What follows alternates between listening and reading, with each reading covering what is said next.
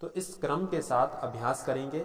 सबसे पहले यौगिक श्वास प्रश्वास क्रिया, उसके बाद भस्त्रिका, फिर कपालभाति, फिर अनुलोम विलोम, फिर यदि गर्मी है तो शीतली शीतकारी या चंद्रभेदन, और यदि सर्दी है तो सूर्य भेदन। उसके बाद नाड़ी शोधन अभ्यास, उसके बाद उज्जयी, उसके बाद भ्रामरी और उसके बाद मूर्छा।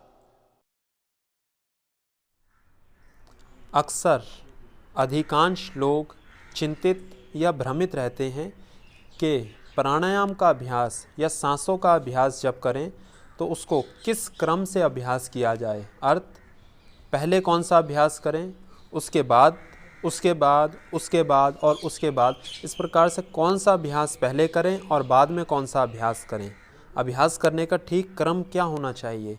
तो आज उसी संदर्भ में हम चर्चा करेंगे और इसी संदेह को मिटाने का प्रयास करेंगे कि प्राणायाम का क्रम होना क्या चाहिए। यह बहुत महत्वपूर्ण विषय है जो पूरे अभ्यास की एक भूमिका को तैयार करता है। तो जब भी सांसों का या प्राणायाम अभ्यास करें तो पहले 2 से लेकर 5 मिनट तक अपने स्थान पर किसी एक आरामदायक स्थिति या आसन में बैठ जाएं। आँखों को कोमलता से बंद करके पूरा चेहरा ढीला छोड़ दें। कंधे ढीले, कोहनियाँ ढीली, हाथ की उंगलियां ढीली, केवल रीढ़ की हड्डी को बिल्कुल सीधा करके और पूरे शरीर को ढीला छोड़ देंगे और सांसों को चलने देंगे जिस प्रकार से वो चलें, केवल सांसों को देखते रहेंगे। उसके बाद अब यहाँ से अभ्यास के क्रम को आरंभ करेंगे।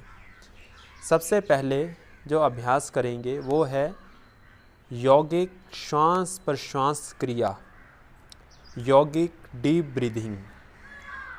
इसका अभ्यास पहले इसलिए करें क्योंकि इसके अभ्यास में एक लयबद्ध तरीके से सांस को भरा और छोड़ा जाता है, जिससे सांसों की क्रिया में सांस लेने और छोड़ने की जो प्रक्रिया है, एक रिदम है, उसमें रिदम आ सके, उसमें लयबद्धता आ सके, फेफड़ों का विस्तार हो सके, सांस भरने और छोड़ने में एक लय बन सके और लंबा और गहरा सांस धीमी गति के साथ और गहरा और लंबा करके आप उसको भर और छोड़ पाएँ।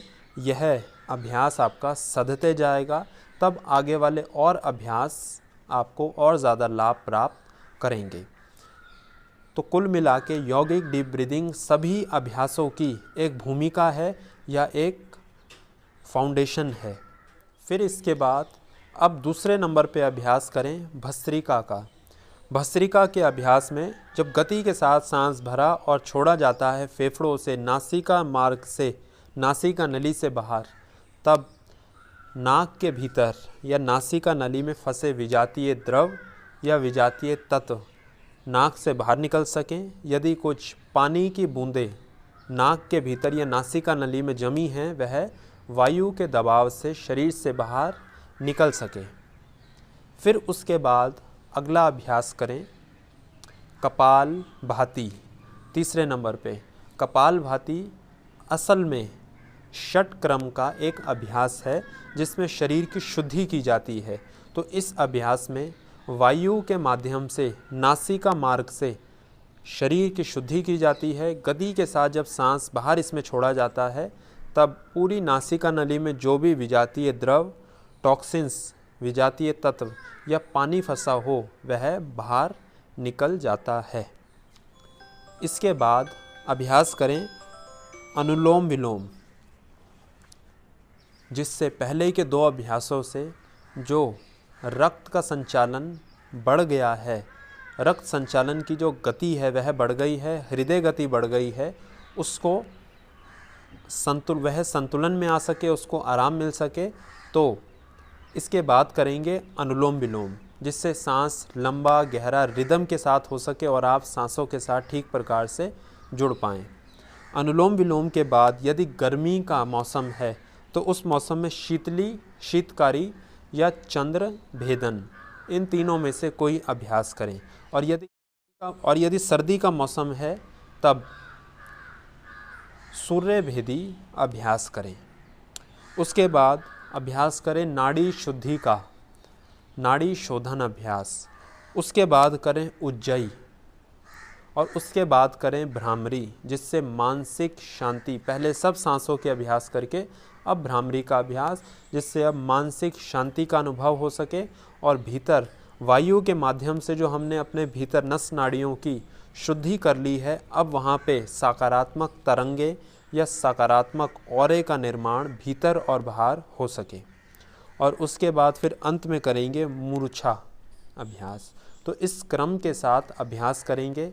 सबसे पहले यौगिक श्वास प्रश्वास क्रिया, उसके बाद भस्त्रिका, फिर कपालभाति, फिर अनुलोम विलोम, फिर यदि गर्मी है तो शीतली शीतकारी या चंद्रभेदन, और यदि सर्दी है तो सूर्य भेदन। उसके बाद नाड़ी शोधन अभ्यास, उसके बाद उज्जयी, उसके बाद भ्रामरी और उसके बाद मूर्छा। तो यह अभ्यास करने की एक आदर्श स्थिति या आदर्श क्रम है। इस क्रम में यदि अभ्यास करें तो आपको अभ्यासों के और ज़्यादा लाभ प्राप्त हो सकते हैं। अब अगला प्रश्न कि कौन सा अभ्यास कितनी देर तक करना चाहिए, तो इसकी चर्चा हम अगली वीडियो में यानी परसों शाम को ठीक इसी समय करेंगे। धन्यवाद। इसी प्रकार की और वीडियो नियमित रूप से देखने के लिए स्क्रीन पर दिख रहे लोगों पर दबाकर चैनल को सब्सक्राइब करें और हमें अपना स्नेह दें। धन्यवाद।